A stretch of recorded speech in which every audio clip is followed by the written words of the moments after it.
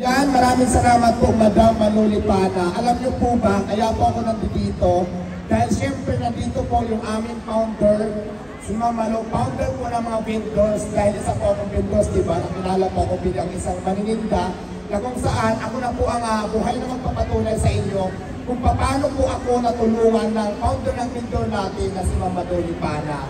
Dahil para po sa hindi nakakakilala sa akin, ako po si Diwata Paris, ang isang trending ngayon na kailan sa social media, ang Diwata Paris, at isa po ako sa natutulungan talaga ni Madam Manolipana para po sa aking pang-araw-araw na ginagawa sa aking negosyo katulad po ng puhunan.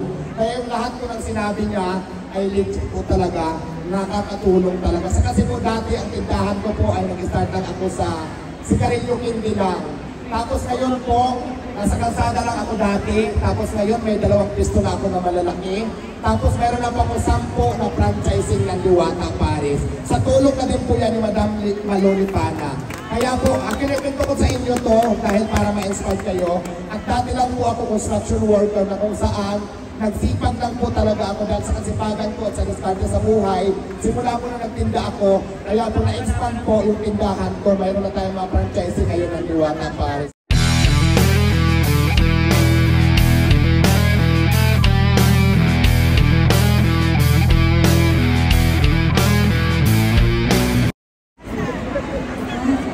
Ayun, magandang umaga po sa CHO po ng Santa Rosa. Kamusta po kayo? Gusto niyo bang pakatayin natin si Diwata? O gusto niyo matarapol muna habang inaantay natin si Mayora? Kanta na trapol. Question and answer na lang muna. Habang atin po mag-aantayin po na, habang nakaantay po tayo sa susunod sa pila po natin. Magbibigay lang po kami ng konting kasiyahan sa inyo from Vendors Party List po. Pero bibigay ko lang po konti sa inyo kung paano pa ang Vendors Party List. Ang Vendors Party List po ay isang organisasyon po na nakabase po ito sa Metro Manila po, sa Manila. Pero po, ang nasasakupan po nito ay buong nationwide naman po. Actually po, Pilipinas po. Ang nire-represent po nito ay ang maninitang Pilipino. So kung iniisip niyo po, lahat po halos ng tao ay manininda po. Ano ho? Let's say, tricycle driver o mangingisda, magsasaka. Lahat po yan ay manininda kung titingnan po natin. Bukod po syempre yung talagang literal na nasa palengke. Yan, manininda katulad po ni Diwata, manininda. Ako po ay manininda rin po. Ayan, so, nire-represent po namin ay lahat po ng manininda na lahat po ng kailangan nyo po, kung may problema po kayo, kung saan, pwede nyo po kaming lapitan. Okay po, ang una po namin, ano talaga, ang namin advokasya sa Vendors Party List po, number 1 po ay, yung pagbibigay puhunan. Okay? Pagbibigay puhunan po para sa mga maninindang Pilipino. Kasi number 1, nakikita po namin na ang problema po talaga ng manininda, yung puhunan, kasi yung halimbawa, uutang sila ng malaking interest, nagpunta 5-6, let's say 5-6, sekreto na lang natin sa salitang 5-6. Ayun, kalimitan po kasi yung kita ninyo, yung kita, napupunta na po ito sa tubo na ibinayad nyo doon sa pinagkautangan nyo. Ngayon po, ang gagawin po natin, paano kami magpapabigay ng puhunan. Kapag siyempre, pag may birthday kayo, excited kayo, magpapadala kami ng something para daw sa mga celebrant, etc. Ano ho? Lalo na po, kailangan lang po na kami, wala pong requirements. Kailangan lang po namin ay magpa-register po kayo. Register po kayo sa amin na kayo po ay member po ng Vendors Party List. Ngayon po, magtatayo po kami ng center dito sa Santa Rosa, sa Calamba, sa Metro Manila, and sa Cabuyao.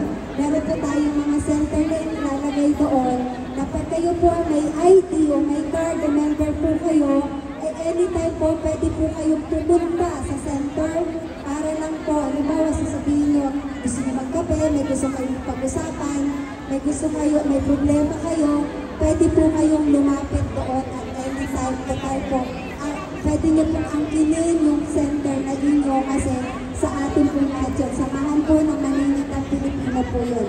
Kahit naman po kayo ay nagpapahulugan, hulugan lang, hindi wala kayong permit. Kasi para maging member kayo, hindi naman po kailangan na may business permits kayo, etc. na ganito.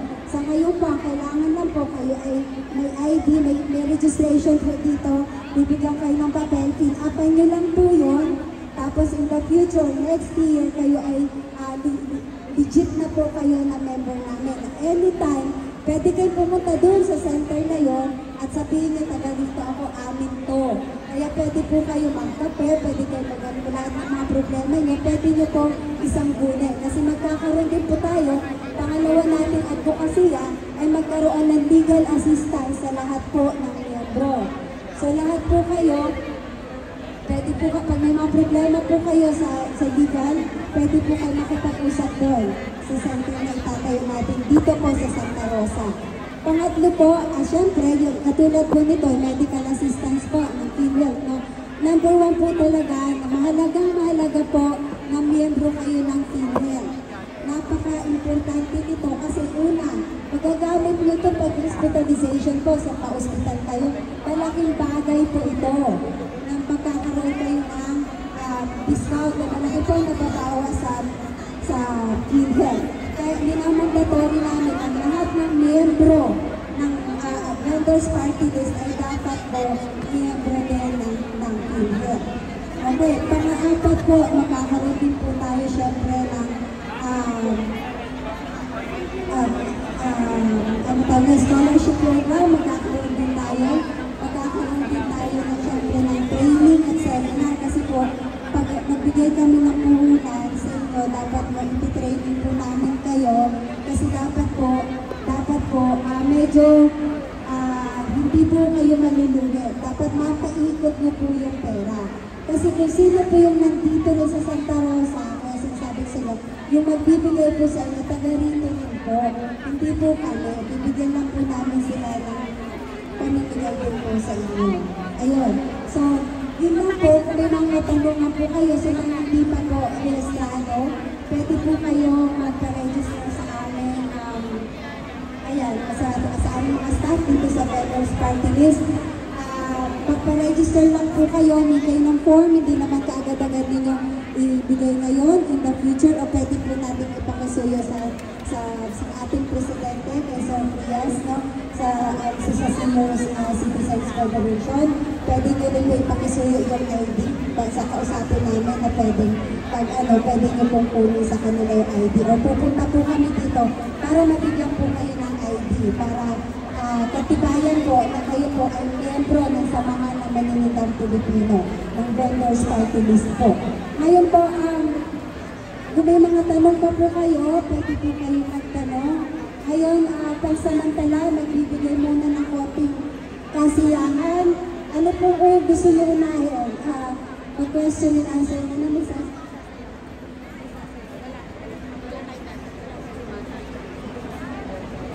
Okay, so si Diwata kami.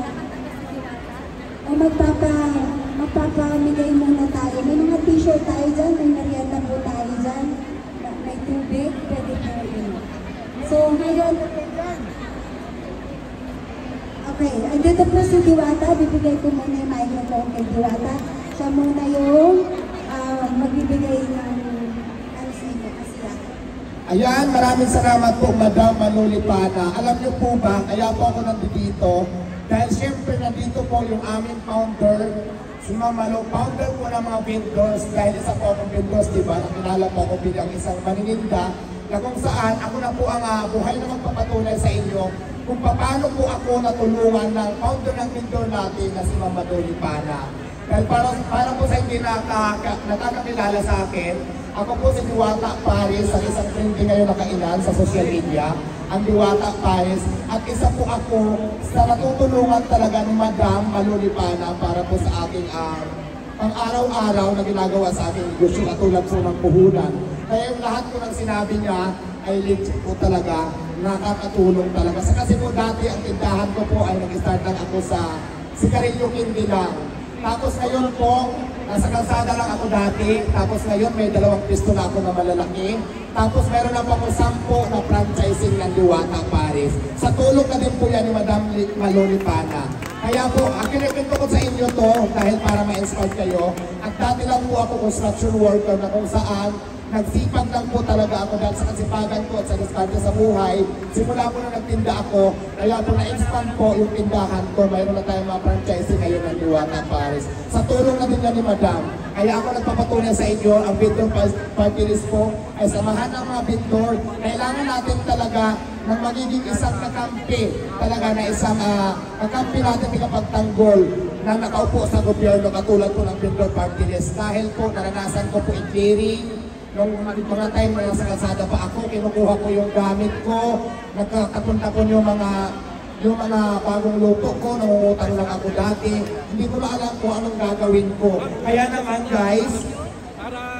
naman guys, siguro pagkakataon na to para magtulong-tulong tayo, para magkaroon tayo ng kakampi sa gobyerno, para masuportahan po natin yung vendor party list na pinangungunahan ni Madam Malulipana para mayroon na tayong pinapagtanggol sa gobyerno na kung saan para hindi malabag yung karapatan nating mga vendor. So yun lang po at maraming salamat po sa inyong lahat. Gusto nyo palaro tayo? Yes! Ayan, magpalaro tayo muna. Madali lang ang laro natin at syempre, mayroon tayong pricing sa mga mananalo. Yes. So